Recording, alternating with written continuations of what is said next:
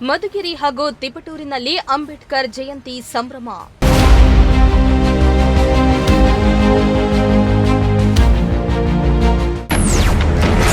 Bike rally ನಡೆಸಿ ಬಾಬಾ ಸಾಹೇಬರ ಫೋಟೋಗೆ ಪುಷ್ಪಾರ್ಚನೆ.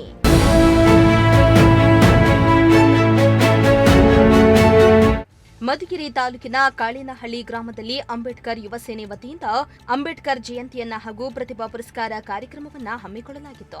ಅಂಬೇಡ್ಕರ್ ಪ್ರತಿಮೆ ಬಳಿ ಜಮಾಯಿಸಿದ ನೂರಾರು ಮಂದಿ ಸಂಘಟನೆಯ ಮುಖಂಡರು ಅಂಬೇಡ್ಕರ್ ಪುತ್ಥಳಿಗೆ ಪುಷ್ಪಾರ್ಚನೆಯನ್ನ ಮಾಡಿದ್ರು. ಬಳಿಕ ವೇದಿಕೆ ಕಾರ್ಯಕ್ರಮದಲ್ಲಿ ಅಂಬೇಡ್ಕರ್ ಭಾವಚಿತ್ರಕ್ಕೆ ಪುಷ್ಪಾರ್ಚನೆ ಮಾಡಿ ಗೌರವವನ್ನ ಅರ್ಪಿಸಿದ್ರು.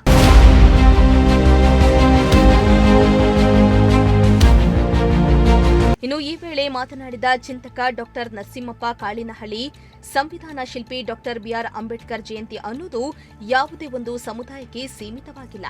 ಇಡೀ ಭಾರತವೇ ರಾಷ್ಟ್ರೀಯ ಹಬ್ಬದಂತೆ ಆಚರಣೆ ಮಾಡ್ತಾ ಇದೆ.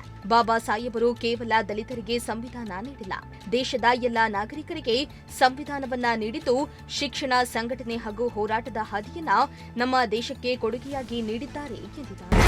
ಭಕ್ತಿಯನ್ನ ಬಾಬಾ ಸಾಹೇಬರ ಮೇಲೆ ಇಟ್ಟಿರ್ತಕ್ಕಂಥ ಅಭಿಮಾನವನ್ನ ಆ ರೀತಿ ತೋರಿಸ್ತಾ ಇದ್ದಾರೆ. ಅದೇ ಒಂದು ಸಾಲಿನಲ್ಲಿ ನಮ್ಮ ಕಾಳಿನಹಳ್ಳಿಯ ನಮ್ಮ ಹುಡುಗರು ಇವತ್ತು ಮಾಡಿರ್ತಕ್ಕಂಥದ್ದು ನನಗಂತೂ ಬಹಳ ಒಂದು ಖುಷಿಯ ವಿಚಾರ. ಈ ಒಂದು ಇದಕ್ಕೆ ಸಹಕರಿಸಿರ್ತಕ್ಕಂಥ ನಮ್ಮ ಎಲ್ಲ ಹುಡುಗರು ಇಂಥವ್ರೆ ಅಂತಲ್ಲ, ಹೆಸರಿಗೆ ಹೇಳಿದ್ರೆ ತಪ್ಪಾಗುತ್ತೆ, ಎಲ್ಲರೂ ಸಮೇತ ಅದಕ್ಕೆ ವಿಶೇಷವಾಗಿ ಬಂದು ಒಂದು ಬೈಕ್ ರ್ಯಾಲಿ ತರ ಮಾಡಿ ಅದನ್ನ ತಮ್ಮ ಒಂದು ಅಭಿಮಾನವನ್ನ ನಡೆಸಿರ್ತಕ್ಕಂಥದ್ದು ನನಗೆ ಬಹಳ ಒಂದು ಸಂತೋಷದ ವಿಚಾರ. ಈ ಎರಡು ವಿಚಾರ ನಾನು ಯಾಕೆ ಹೇಳಿದೆ ಅಂದ್ರೆ, ನಾನು ಬಹಳ ಕಷ್ಟಪಟ್ಟು ಹಿಂದೆ ಸ್ಟಾರ್ಟಿಂಗು, ಈಗ ನಮ್ಮ ತಿಪ್ಪಣ್ಣ ಎಲ್ಲರೂ ಹಿರಿಯರೆಲ್ಲ, ಈಗ ನಮ್ಮ ಈರಣ್ಣವ್ರಿಗೆ ಎಲ್ಲರಿಗೂ ಗೊತ್ತು, ನಮ್ಮ ಊರಿನ ಎಲ್ಲರಿಗೂ. ಬಹುಶಃ ಒಂದು 15-20 ವರ್ಷದ ಹಿಂದೆ ಅಂಬೇಡ್ಕರ್ ಯುವಕ ಸಂಘ ಅಂತ ಹೇಳ್ಬಿಟ್ಟು ನಾನು ಕಟ್ಟಿದ್ದೆ. ನಾನು ಮತ್ತೆ ಬೆಂಗಳೂರಿಗೆ ಹೋದ್ಮೇಲೆ ಅದನ್ನ ಸ್ಟಾಪ್ ಆಯ್ತು. ಸುಮ್ಮನೆ ಮಾಮೂಲಿಯಾಗಿ ನಮ್ಮ ಹುಡುಗರೆಲ್ಲ ಸೇರ್ಕೊಂಡು ಸಮುದಾಯ ಭವನದಲ್ಲಿ ಫೋಟೋ ಇಟ್ಬಿಟ್ಟು ಪೂಜೆ ಮಾಡಿ ಅದಕ್ಕೆ ಸೀಮಿತ ಮಾಡ್ತಿದ್ರು. ಅದು ಎಲ್ಲ ಒಂದ್ ಕಡೆ ನನಗೂ ಬೇಸರ ಆಗ್ತಿತ್ತು. ಈಗ ಸ್ವಲ್ಪ ನಮ್ಮ ಹುಡುಗರು ಒಂದು ರೀತಿ ಎಚ್ಚೆತ್ಕೊಂಡು ಇದಕ್ಕೆ ಪೂರಕವಾಗಿ ಎಲ್ಲರೂ ಸಮೇತ ಆನಂದ, ಮತ್ತೆ ಇನ್ನೊಬ್ಬ ಆನಂದ, ರಾಮಚಂದ್ರ, ನವೀನ, ಹನುಮಂತ, ಎಲ್ಲ ಹುಡುಗರು ಇವರೆಲ್ಲರನ್ನ ಸಮೇತ ಸೇರ್ಕೊಂಡು ನಮ್ಮ ಹುಡುಗರನ್ನ ಚೆನ್ನಾಗಿ ಹುರಿದುಂಬಿಸಿ ಕಾರ್ಯಕ್ರಮವನ್ನು ಅಚ್ಚುಕಟ್ಟಾಗಿ ಇವತ್ತು ನಡೆಸಿ ಈ ಒಂದು ಮಟ್ಟಕ್ಕೆ ತಂದಿರೋದೆ. ಇವತ್ತು ಒಂದು ವೇದಿಕೆಯನ್ನ ಮಾಡಿ, ನಾನು ಆಕ್ಚುಲಿ ಇದೇ ವೇದಿಕೆಯನ್ನ ಅಲ್ಲಿ ನಮ್ಮ ಸರ್ಕಾರಿ ಶಾಲೆ ಹತ್ರ ಮಾಡ್ರಿ ಅಂತ ನಾನು ಹೇಳಿದ್ದೆ ಹುಡುಗರಿಗೆ. ಇವರು ಹುಡುಗರು ಏನು ಅವ್ರದ್ದೇನೋ ಬೇರೆ ಲೆಕ್ಕಾಚಾರಗಳು ಇಟ್ಕೊಂಡು ಇಲ್ಲಿ ಇಟ್ಕೊಂಡಿದ್ದಾರೆ. ಬಟ್ ಮುಂದಿನ ಸಾರಿ ಆ ತರ ಆಗ್ಬಾರ್ದು ಏಮಂದ್ರ ಗೊತ್ತಾಯಿಲ್ಲ.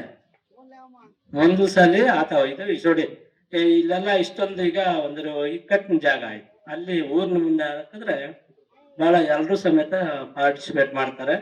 ಅದು ಒಂದು ಊರಿನ ಕಾರ್ಯಕ್ರಮ ಆಗುತ್ತೆ. ಈಗಲೂ ಊರಿನ ಕಾರ್ಯಕ್ರಮನೇ. ಎಲ್ರು ನಮ್ಮ ಸದಸ್ಯರುಗಳು, ಹಾಲಿ ಮಾಜಿಗಳು ಎಲ್ಲರೂ ಬಂದಿದ್ದಾರೆ. ನನಗಂತೂ ಬಹಳ ಖುಷಿ ಆಯ್ತು.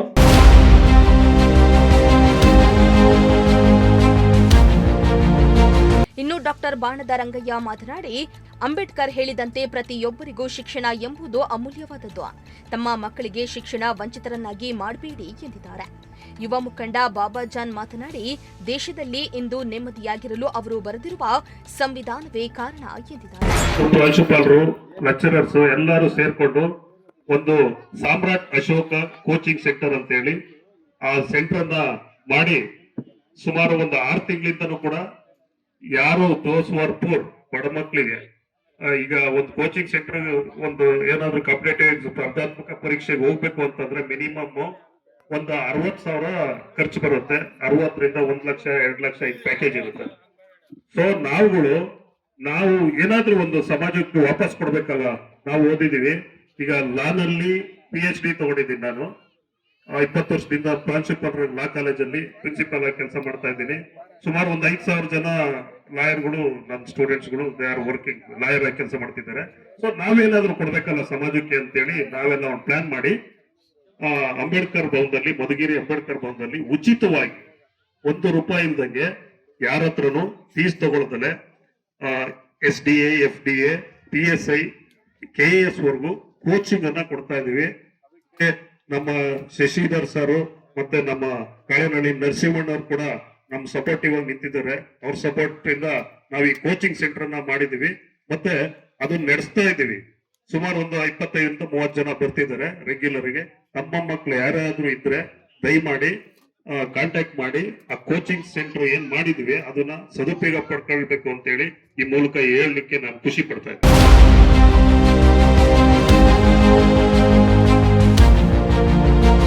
ಇನ್ನು ಈ ವೇಳೆ ಶಿಕ್ಷಕ ರಂಗಪ್ಪ, ಕಲಾವಿದ ಶಿವಕುಮಾರ್, ಮಾಜಿ ಗ್ರಾಮ ಪಂಚಾಯಿತಿ ಸದಸ್ಯ ಜಗದೀಶ್, ಸುರೇಶ್, ರಾಮಚಂದ್ರ, ಸಣ್ಣರಾಮಯ್ಯ, ವೀರಣ್ಣ, ಅಂಬೇಡ್ಕರ್ ಯುವ ಸೇನೆ ಅಧ್ಯಕ್ಷ ಸುದರ್ಶನ್ ಉಪಸ್ಥಿತರಿದ್ದರು.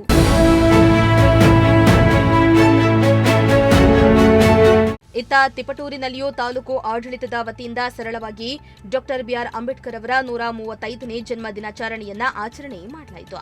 ಇನ್ನು ಈ ವೇಳೆ ಮಾತನಾಡಿದ ಉಪವಿಭಾಗಾಧಿಕಾರಿ ಸಪ್ತಶ್ರೀ, ಅಂಬೇಡ್ಕರ್ ತಿಳಿಸುವಂತೆ ಜಗತ್ತಿನಲ್ಲಿರುವುದು ಒಂದೇ ಜಾತಿ, ಅದು ಮನುಷ್ಯ ಜಾತಿ. ಮೊದಲು ನಮ್ಮ ಮನಸ್ಸಿನಿಂದ ಜಾತಿ ಪದ್ಧತಿಯನ್ನ ದೂರ ಮಾಡಬೇಕು. ಎಲ್ಲರೂ ಒಂದೇ ಎಂಬ ಸೂತ್ರವನ್ನ ಪಾಲಿಸಬೇಕು. ಜಾತಿ ಎಂಬುದು ಮನುಷ್ಯನ ಮನಸ್ಸಿನಲ್ಲಿರುವ ಒಂದು ಕಾಯಿಲೆ ಎಂದು ಅಂಬೇಡ್ಕರ್ ಪುಸ್ತಕದಲ್ಲಿ ಬರೆದಿದ್ದಾರೆ. ಸಂವಿಧಾನದಲ್ಲಿ ಎಲ್ಲರಿಗೂ ಸಮಾನ ಹಕ್ಕು ಹಾಗೂ ಗೌರವವನ್ನ ನೀಡಲಾಗಿದೆ ಎಂದಿದ್ದಾರೆ.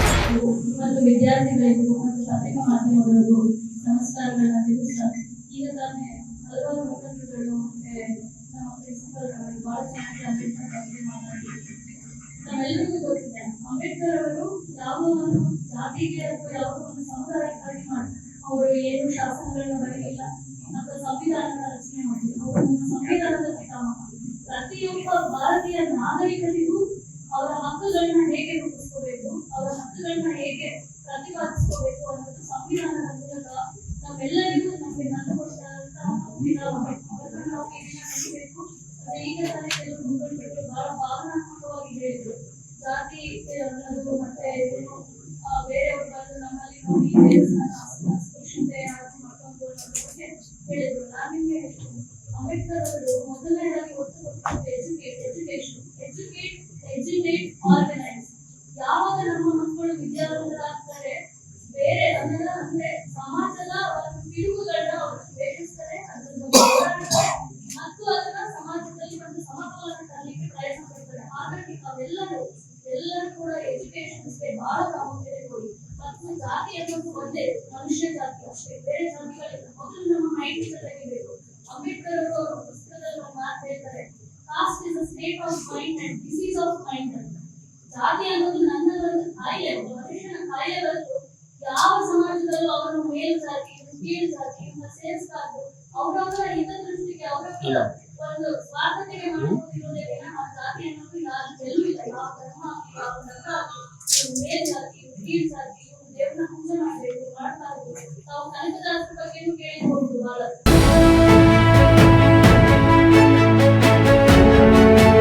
ಇನ್ನು ಕಾರ್ಯಕ್ರಮದಲ್ಲಿ ತಹಸೀಲ್ದಾರ್ ಮೋಹನ್ ಕುಮಾರ್, ಡಿವೈಎಸ್ಪಿ ಉಮೇಶ್, ತಾಲೂಕು ಪಂಚಾಯಿತಿ ಕಾರ್ಯನಿರ್ವಹಣಾಧಿಕಾರಿ ಸುದರ್ಶನ್ HM, ನಗರಸಭೆ ಆಯುಕ್ತ ವಿಶ್ವೇಶ್ವರಯ್ಯ ಸೇರಿದಂತೆ ಹಲವರು ಉಪಸ್ಥಿತರಿದ್ದರು.